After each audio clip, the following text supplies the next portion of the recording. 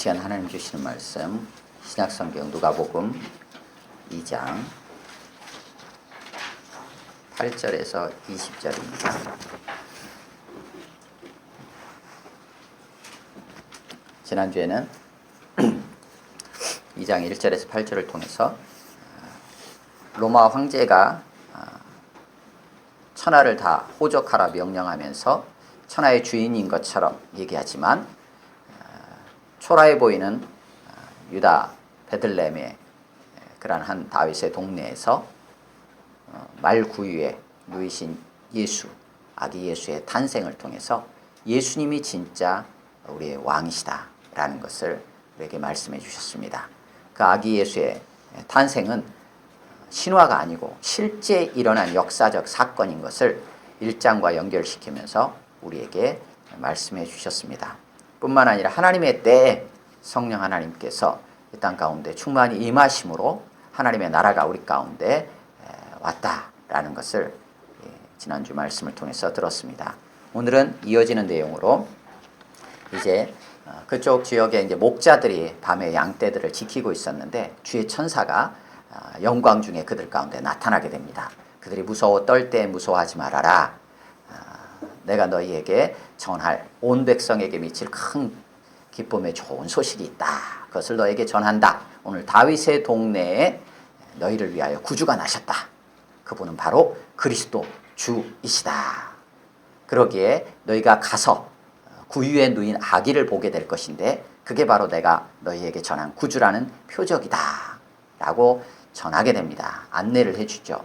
그 얘기를 듣고 목자들이 베들레헴으로 향해서 찾아갑니다.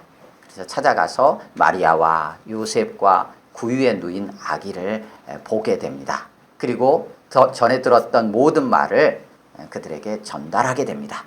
그리고 듣는 자들이 다 놀랍게 여기고 마리아는 그 듣는 것들을 다 마음에 새기고 생각하게 됩니다. 목자들은 하나님께서 전해준 거대로 주께서 전해준 대로 그대로 이루어진 것을 또 듣고 본 모든 것들 때문에 하나님께 영광을 돌리고 찬송하면서 돌아갔다 하는 내용이 오늘 본문의 내용입니다. 우리 함께 오늘 본 말씀을 읽겠습니다. 8절에서 20절입니다. 시작. 지역의 목자들이 밤에 밖에서 자기 양떼를 지키더니 주의 사자가 곁에 서고 주의 영광이 그를 두루 비추매 크게 무서워하는지라. 천사가 이르되 무서워하지 말라. 보라, 내가 온 백성에게 미칠 큰 기쁨의 좋은 소식을 너희에게 전하노라. 오늘 다윗의 동네에 너희를 위하여 구주가 나셨으니 곧 그리스도 주시니라. 너희가 가서 강보에 쌓여 구유에 뉘어 있는 아기를 보리니 이것이 너희에게 표적이니라 하더니 호련히 수많은 천군이 그 천사들과 함께 하나님을 찬송하여 이르되 지극히 높은 곳에서는 하나님께 영광이요 땅에서는 하나님이 기뻐하신 사람들 중에 평화로다 하니라. 천사들이 떠나 하늘로 올라가니 서로 말하되 이제 베들레헴으로 가서 주께서 우리에게 알리신 바 이 이루어진 일을 보자 하고 빨리 가서 마리아와 요셉과 구유에 누인 아기를 찾아서 보고 천사가 자기들에게 이 아기에 대하여 말한 것을 전하니 듣는 자가 다 목자들이 그들에게 말한 것들을 놀랍게 여기되 마리아는 이 모든 말을 마음에 새기어 생각하니라. 목자들은 듣고 본 그 모든 것으로 인하여 하나님께 영광을 돌리고 찬송하며 돌아가니라. 아멘. 거기까지 20절까지입니다. 3, 4분 정도 각자 오늘 본문 말씀을 묵상하겠습니다.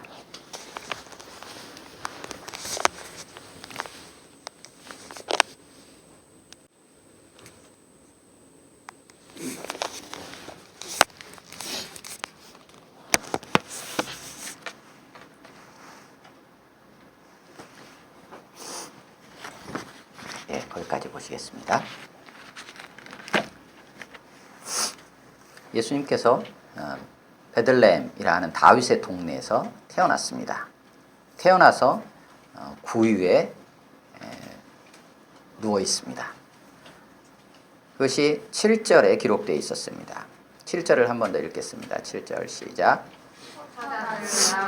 등보에 싸서 구유에 뉘었으니 이는 여관에 있을 곳이 없음이로라. 오늘 본문은 이 압달락하고 연결됩니다. 다만 이제 조금 분량이 있어서 나눈 것뿐입니다. 그렇게 아기 예수가 태어났을 때 그때 어떤 일이 일어났는가? 다른 쪽에서는 장면이 바뀌면서 거기에서는 어떤 일이 일어나는가? 목자들이 등장을 합니다. 그리고 그 목자들 가운데 주의 천사가 나타나는 장면이 이제 오늘 본문의 시작 장면입니다. 그래서 8절에서 12절까지는 천사가 목자들에게 큰 기쁨의 좋은 소식을 전하게 됩니다. 그리고 13절, 14절은 천군 천사들의 찬송이 나오고 15절에서 20절까지는 목자들이 가서 모든 것을 전한 후에 하나님을 찬송하며 돌아간 내용이 기록이 되어 있습니다. 먼저 8절에서 9절입니다. 양떼를 지키고 있던 목자들, 그들 가운데 주의 사자가 나타났다. 그래서 영광 중에 주의 영광이 그들을 비추자 그들이 무서워했다라는 내용입니다. 그렇게 사건이 시작이 되고 있어요. 목자들이 무엇을 사모했다거나 목자들이 무언가를 갈망하고 뭔가를 기도했다 뭐 이런 내용들은 없어요. 다만 목자들은 자기들을 하던 대로 양떼를 지키고 있었어요. 그런데 주의 사자가 그들 가운데 나타난 것입니다. 하나님께서 우리 가운데 보여주시고 하나님께서 하나님 자신을 우리 가운데 드러내 주시지 않으면, 계시해 주지 아니하시면 우리가 하나님을 알 길이 없습니다. 우리 안에서 하나님을 알 수 있는 길이 없어요. 하나님께서 우리 가운데 보여주셔야만, 알려주셔야만 우리가 하나님을 알 수 있어요. 마찬가지로 온 땅에 하나님의 신성, 하나님의 속성을 이 온 땅 가운데 보여주시고 드러내 주셨기에 우리가 이 땅을 바라보면서 하나님을 알 수 있는 여지가 또한 있는 것도 마찬가지입니다. 은혜는 위로부터 우리에게 찾아오는 것이지 우리가 그 은혜로 찾아가가지고 그 은혜를 뭔가 내가 쟁취한다거나 얻는다라는 개념이 아니에요. 은혜가 위에서부터 우리에게 내려오는 것입니다. 그 은혜를 우리는 단지 받는 거예요. 주의 사자가 목자들에게 나타나서 뭔가 주의 영광이 그들 가운데 비추면서 사건이 시작이 됩니다. 그러면 이 주의 사자들, 천사가 목자들에게 나타나서 뭘 하려고 목자들에게 나타났는가? 그 내용이 10절에서 12절까지의 내용입니다. 10절에 같이 읽습니다. 10절 시작. 천사가 이르되 무서워하지 말라. 백성에게 미칠 큰 기쁨의 좋은 소식을 너희에게 전하노라. 천사가 온 목적이 무엇이냐면 이들에게 뭔가 소식을 전하기 위해서예요. 천사가 목자들을 찾은 목적은 소식을 전하기 위해서예요. 근데 어떤 소식이냐? 큰 기쁨의 좋은 소식이라는 거예요. 그런데 이 큰 기쁨의 좋은 소식이 누구에게 해당이 되느냐? 목자들만이 아니라 온 백성에게 영향이 있는 모든 사람들이 다 이것을 크게 기뻐할 만한 좋은 소식이라고 여길 수 있는 그 소식을 지금 전하려고 한다는 거예요.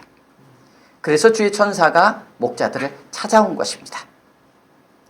다시 말하면 목자들에게는 뭔가 좋은 소식이 필요해요. 목자에게는 그들이 크게 기뻐할 좋은 소식이 필요합니다. 그들은 크게 기뻐할 수 없는 상황에 있고 또한 그들에겐 좋지 못한 여러 상황들이 있을 수 있습니다. 그런데 천사들이 전하는 내용을 통해서 그것이 목자에게만 해당되는 게 아니라 온 인류 모든 자들이 갈망하고 있는 큰 기쁨이 있다는 것입니다. 필요한 큰 기쁨이 있고 좋은 소식이 있다는 거예요. 다시 말하면 그들에겐 지금 크게 기뻐할 수 없는 어떤 삶의 자리에 있고 그들이 좋지 못한 여러 가지 상황들 속에 처해 있을 수 있다는 거예요. 그들 스스로 그것을 빠져나올 수 없고 그들 스스로 그것을 극복할 수 없는 어떤 상황 속에 있다는 거예요. 그래서 위로부터 그 기쁨이 주어지지 않으면, 위로부터 그 소식이 우리 가운데 좋은 소식으로 다가오지 않으면 우리 안에서는 기쁨을 찾을 수 없고 우리의 삶이 좋은 삶으로 바뀔 수 없는 어떤 상황이 있다는 거예요. 그러기에 위로부터 주의 사자가 목자들에게 찾아와서 목자들을 통해서 온 인류 가운데 지금 이 소식을 전하는 거예요. 그래서 우리 모두에게 해당되는 좋은 소식이에요. 그것을 오늘 천사가 목자들에게 전해주고 있습니다. 그러면 그 전한 소식의 내용이 무엇인가? 그 내용이 11절에 기록되어 있습니다. 11절 같이 읽습니다. 시작. 오늘 다윗 너희를 위하여 구주가 나셨으니 곧 그리스도 주시니라. 예, 큰 기쁨에 온 백성 우리에게도 해당되어지는 큰 기쁨의 좋은 소식이 무엇인가? 그것은 바로 우리를 위해서 구주가 나셨다라는 거예요. 구주라는 이 단어는 앞에서 우리 이미 마리아가 노래할 때 등장했던 단어예요. 1장 47절에 보면 내 하나님 내 구주를 내가 기뻐하였으면 하면서 하나님을 구주로 고백했어요. 그러니까 구주는 누구냐? 구주는 구원자 이렇게 이해할 수 있는데 구원자가 누구냐? 마리아는 노래 속에서 하나님이 내 구원자입니다. 하나님이 내 구주입니다. 고백했어요. 그런데 오늘 천사는 목자들에게 누가 구주다, 구원자라고 얘기합니까? 예, 그 아기 예수가 구주, 구원자라는 얘기예요. 다시 말하면 그 아기 예수가 곧 하나님이시라는 거예요. 우리의 구원자 되시는 하나님이 바로 아기 예수, 나신 아기 예수라는 얘기를 지금 하고 있는 거예요. 오늘 다윗의 동네 약속대로 하나님이 약속하신 언약대로 너희를 위하여, 우리를 위하여 구주, 곧 구원자 되시는 하나님이 이 땅에 육신을 입고 오셨다, 나셨다 얘기하고 있는 거예요. 그러기에 이것이 우리에게 좋은 소식이라는 거예요. 우리를 구원할 분으로 누가 오셨냐면 하나님이 오셨다는 거예요. 다시 말하면 우리를 능히 구원할 능력이 있으신 분이 우리를 위해서, 우리를 구원하기 위해 오셨다는 거예요. 구원자라고 하면서 등장했는데 나를 도저히 구해줄 수 없는 갓난아이가 응애 하면서 내가 당신을 구해주겠어 라고 얘기한다면 우리에게는 별 희망이 없을 수 있어요. 그런데 우리를 구원해 주시겠다고 등장하신 분이, 오신 분이 누구냐면 하나님이시라는 거예요. 다시 말하면 하실 수 있는 분이라는 거예요. 우리를 능히 구원하실 수 있는 분이 우리를 구원하시겠다고 이 땅에 오셨다는 거예요. 그렇기 때문에 좋은 소식이라는 거예요. 우리 스스로 인간의 힘으로 나 스스로 해결할 수 없는 상황과 형편과 주의 문제들이 있는데 그 문제들을 해결하실 수 있는 분이 우리를 위해 해결하시겠다고 작정하시고 오셨다는 거예요. 그래서 우리가 기뻐할 좋은 소식이라는 거예요. 그래서 그분을 가리켜 다시 뭐라고 선포하냐면 그리스도다, 주님이시다 라고 선포하고 있는 거예요. 그리스도는 흔히 기름 부음 받은 자 뭐 이렇게 얘기를 하는데 구약의 히브리어는 메시아를 의미합니다. 이스라엘 백성들이 기다리던 메시아, 우리를 구원해 줄 메시아, 왕으로, 제사장으로, 선지자로 이 땅 가운데 와서 우리를 로마의 압제로부터 해방시켜 줄 그 누구, 메시아를 기다리고 있었던 그들에게, 진정한 왕을 기다리고 있었던 그들에게 바로 예수님이 그분이다 라고 선언하는 거예요. 그리고 그분이 주님이다 라는 거예요. 이 땅 가운데 구약에서 주로 불렀던 그 하나님이 지금 우리를 구원하시기 위해 이 땅에 인간의 몸을 입고 오셨다는 거예요. 이것이 우리가 기뻐할 이유라는 거예요. 그 소식을 전하기 위해서 천사가 지금 온 것입니다. 그러면 그 아기 예수가 도대체 누구인지 어떻게 하느냐? 천사가 목자들에게 그 표적으로서 가르쳐 준 게 너희가 가서 아이를 찾게 될 텐데 그 아이가 지금 강보에 쌓여가지고 천에 쌓여서 그 위에 누워 있을 것이다. 그것을 보면 그 아이인 줄 너희가 알라 라고 14절에서 아니 12절에서 얘기를 해주고 있는 거예요. 그리고 나서 13절 14절에서 하나님을 찬송하는 내용이 납니다. 수많은 천군과 천사들이 함께 하나님을 찬송한 내용. 우리 같이 한번 14절 읽겠습니다. 시작. 그 높은 곳에서는 하나님께 영광이요 땅에서는 하나님이 기뻐하신 사람들 중에 평화로다. 아멘. 하나님께도 영광이래요. 주님의 나심이. 그리고 우리 가운데는 평화래요. 이게 주님의 나심이에요. 하나님이 인간이 되어 오신 사건이 하나님께도 영광이래요.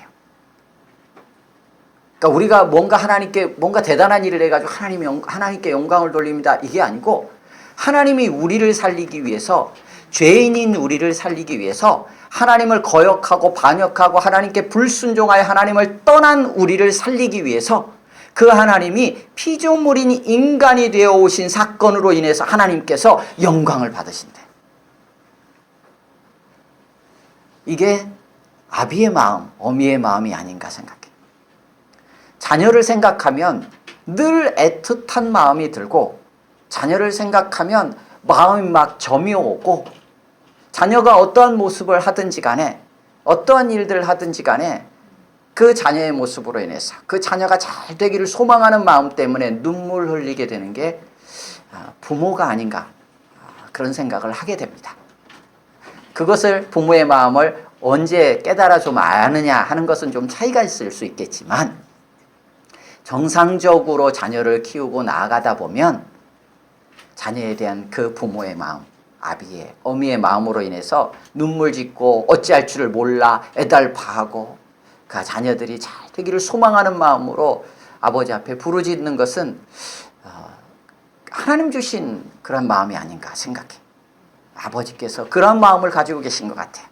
그래서 자녀가 잘 되면 기뻐하고 하나님께서 자녀를 살리기 위해서 우리를 살리기 위해서 그 아들을 내어놓으면서 영광이다 라고 하시는 거예요. 그게 영광이래요. 예수님이 오신 자리가 어떤 자리입니까? 결국은 십자가에 달려 죽으셔야 되는 자리예요. 그런데 하나님은 영광이다 영광이다 라고 하시는 거예요. 우리에게는 당연히 평화죠. 우리에게 평화라는 건 이상할 게 없을 것 같아. 하나님과의 관계가 회복되어지고 막혔던 담들이 헐어지고 우리 안에도 서로 화목하게 될 수 있는 길이 열렸기 때문이죠. 하나님께도 영광이 됩니다. 주님의 나심이. 그게 아버지의 마음, 하나님 아버지의 마음인 것 같습니다. 이렇게 하나님을 찬송하고 나서 15절에서 20절까지 목자가 이제 천사들이 떠난 다음에 그 다음에 이 목자들이 찾아 나섭니다. 그래서 15절에 이렇게 그들 안에서 마음을 정합니다. 15절 같이 읽겠습니다. 시작. 천사들이 떠나 하늘로 올라가니 목자가 서로 말하되 이제 베들레헴으로 가서 주께서 우리에게 알리신 바 이 이루어진 일을 보자 하고 목자들이 천사들에게 전해 들은 다음에 천사들이 한 말을 믿음으로 반응하고 있어요. 주께서 우리에게 알리신 바, 천사들이 전한 것을 하나님께서 자신들에게 알려주신 걸로 받아들입니다. 그리고 이 이루어진 일을 보자. 달리 말하면 이 이루어진 말씀을 보자 이렇게 되어 있어요. 말씀, 일이라고 표현된 것은 말씀이에요. 믿음으로 하나님께서 자신들에게 전해준 것이 믿음으로 성취될 것을 보면서 찾아 나서게 됩니다. 믿음의 순종이죠. 16절 빨리 가서 마리아와 요셉과 구유에 누인 아기를 찾아서 보고 천사가 자기들에게 이 아기에 대하여 말한 것을 전한다. 믿음의 순종을 한 후에 17절에서 그 목자들이 천사가 자기들에게 아기에 대해서 말한 것을 전달합니다. 증인으로서의 사명을 감당하는 거죠. 천사가 와서 했던 일은 뭐냐면 큰 기쁨의 좋은 소식을 전하는 것뿐만 아니라 그것이 무엇인지 내용을 알려주는 것뿐만 아니라 구유에 누인 아기를 보게 함으로써 하나의 표적을 보여줬죠. 다시 말하면 증인을 세우는 거예요. 목자들을 통해서. 소식을 전하며 증인을 세우는 일이 천사들이 했던 일이에요. 목자들은 그에 합당하게 믿음의 순종을 통하여 그 아기를 찾았고 또한 증인으로서 천사들에게 들었던 내용을 전달하고 있는 거예요. 그러자 다양한 반응이 나타나요. 18절. 듣는 자가 다 목자들이 그들에게 말한 것들을 놀랍게 여깁니다. 마리아, 요셉, 구유에 누인 아기 말고 또 다른 사람들이 있었는지, 또 혹은 오면서 그것을 보고 나서 뭐 달리 주변에 있었던 사람들이 바깥에 있는 사람들한테 또 전했는지는 알 수 없지만 어쨌든 다른 사람들이 좀 있었던 것 같아요. 그들은 다 놀랍게 여겨요. 그런데 19절에 보면 마리아는 이 모든 말을 어떻게 해요? 마음에 새기어 생각하니라. 마음에 이렇게 잘 간직하고 그것을 곱씹었다는 거예요. 목자들은 어떻게 했을까요? 목자들은 전했잖아요. 전하고 나서 이제 20절입니다. 같이 읽습니다. 시작. 목자들은 자기들에게 이르던 바와 같이 듣고 본 그 모든 것으로 인하여 하나님께 영광을 돌리고 찬송하며 돌아가. 목자들은 이제 증인으로서의 사명들을 다 했어요. 그러니까 이제 돌아갑니다. 돌아가는데 어떻게 돌아가느냐? 하나님께 영광을 돌리고 찬송하면서 돌아갔다는 거예요. 그런데 이유가 뭐냐? 20절 앞부분에 있는데 자기들에게 이르던 바와 같이, 자기에게 천사가 전해줬잖아요. 전해준 그대로 듣고 본 모든 것을, 다시 말하면 성취가 된 거예요. 15절에서 출발할 때는 어땠어요? 믿음으로 순종했어요. 믿음의 순종이에요. 그리고는 가서 보고는 증인으로서 감당해야 될 사명을 딱 감당했어요. 그 다음에 보인 것은 뭐예요? 성취된 것을 보고 하나님께 영광을 올려요. 무언가 하나님께서 우리에게 각자에게 말씀해 주실 때가 있어요. 그때 우리가 보여야 할 반응은 어떤 반응일까? 기대되는 반응은 믿음의 순종이에요. 그리고 말씀하신 대로 어떤 현장에서 하나님께서 그 말씀을 주신 것을, 그 현장이 나타났을 때는 어떻게 해야 되느냐? 하나님께서 말씀해 주신 것에 합당한 증인으로 또 혹은 사명을 감당해 나가는 거예요. 그리고 그 일들이 성취되었을 때는 어떻게 하는가? 하나님께 영광, 하나님을 찬양하는 거예요. 때에 맞는 반응이 필요한 거예요. 때에 맞는 반응이 필요해요. 그 일을 통하여서 지금 이 사건은 실제로 이루어진 일이라는 것을 계속해서 반복적으로 말하고 있어요. 15절에서 천사들이 자기들에게 말한 것이 이 일이 이루어지는 것을, 이루어진 이 일을 보자라고 했던, 계속 똑같은 얘기를 하고 있어요. 이루어진 일들. 또한 가서 전할 때도 천사들이 자기에게 말한 모든 말들, 20절에도 이루어진 그것, 듣고 본 모든 것. 다시 말하면 누가복음 이 앞부분 1, 2장은 계속해서 뭘 얘기하냐? 1장 1절에서 4절까지 얘기했던 우리 가운데 이루어진 사실, 우리 가운데 이루어진 이 일들, 이것을 계속적으로 강조하면서 기록하고 있다는 거예요. 마태복음에 예수님의 탄생과 관련돼서 그때 이제 동방박사가 등장합니다.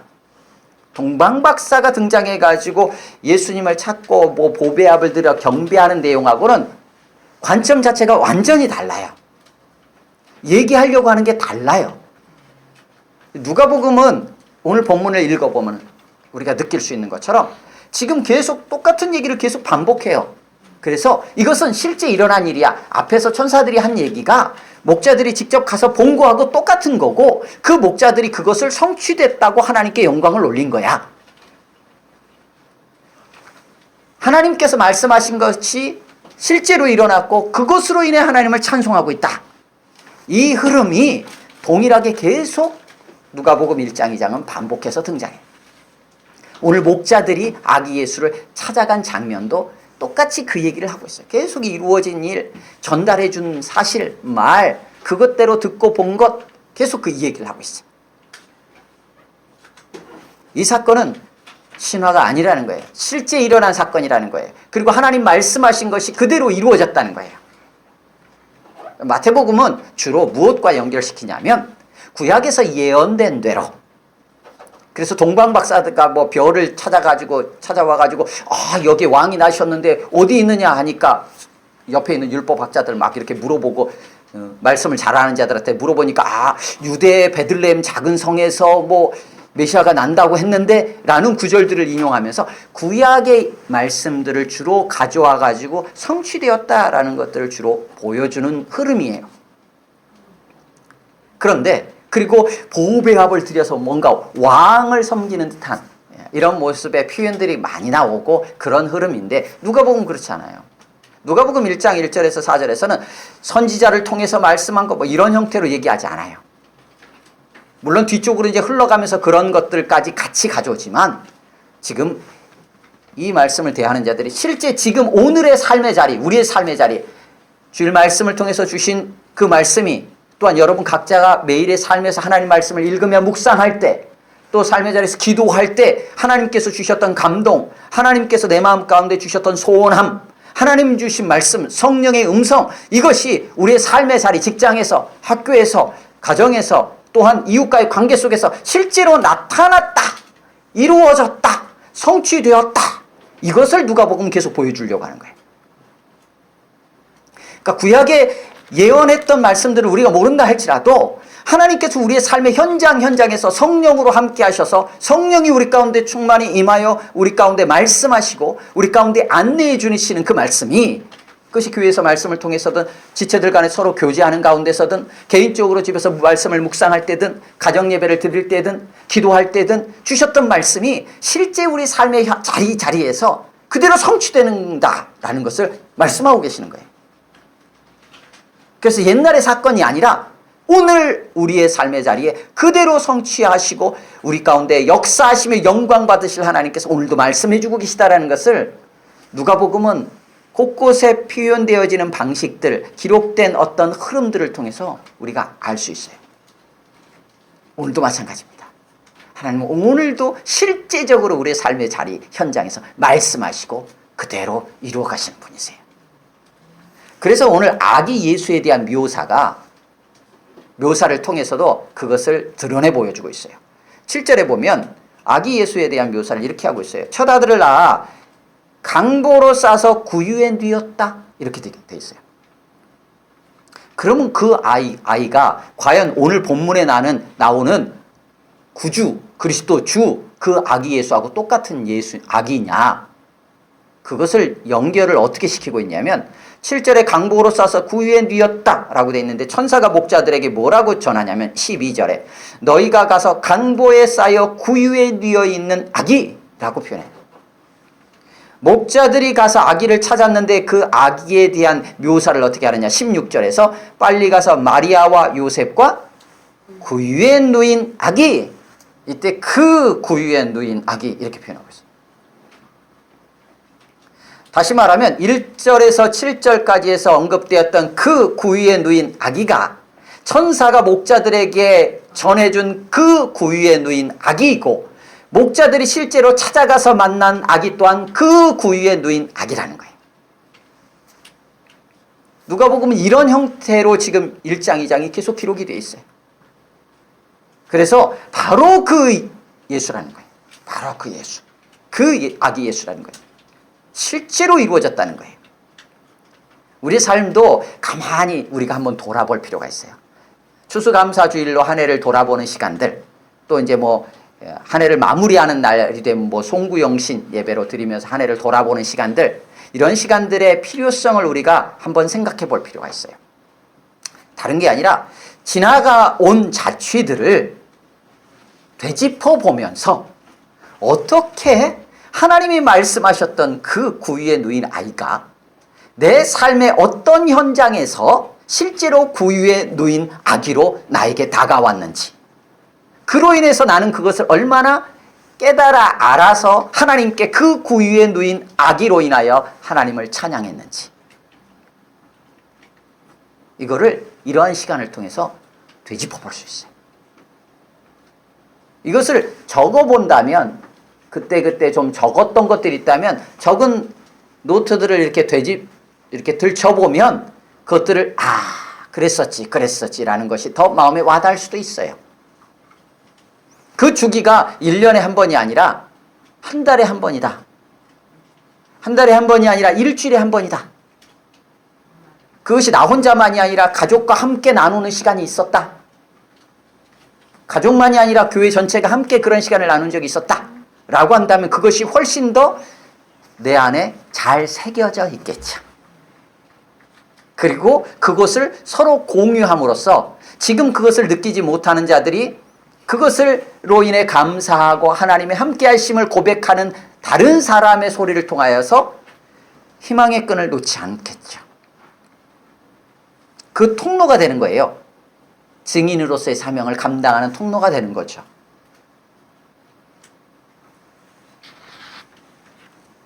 오늘 본문을 통해서 하나님은 우리에게 하나님은 오늘도 우리의 삶의 구석구석 실제적인 현장에 함께 하시며 말씀하시고 말씀하신 것을 이루어 가신다라는 것을 보여주고 있습니다.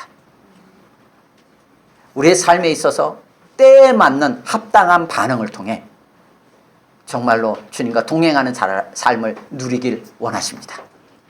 무엇보다도 하나님 말씀하신 대로 그 아들을 예수 그리스도를 이 땅에 보내주심으로 하나님도 영광 받으시고 우리 가운데는 참된 평화를 누리기 원하십니다. 그네가 오늘 우리에게 이미 임하여 있습니다. 그로 인하여 감사하며 그로 인하여 하나님을 찬양한 우리의 삶이 될 수 있기를 주님의 이름으로 축원합니다. 함께 기도하겠습니다. 이 시간 기도할 때 주신 말씀을 기억하면서 우리의 삶의 자리들을 돌아보면서 오늘도 우리의 삶의 자리 속에 함께 하시는 하나님을 우리가 느끼며 또 그 하나님을 듣고 보며 하나님을 참으로 예배하는 삶을 살아갈 수 있도록 기도하시고 또한 때에 맞는 합당한 반응을 통하여 우리 믿음이 자라가고 우리가 주님을 닮아가는 우리의 삶이 될 수 있도록 기도하시고 또 그렇게 함께 공유하고 함께 나눌 수 있는 그런 이들이 이렇게 좀 많아질 수 있기를 또한 여러분 가정 안에서 그런 나눔이 있게 하시고 교회 안에서도 나누게 하시고 개인적으로 하나님과의 고백 속에도 있게 하여 주옵소서. 기도했으면 좋겠습니다. 시간 기도 제목들을 가지고 한 1분 정도 같이 기도합니다.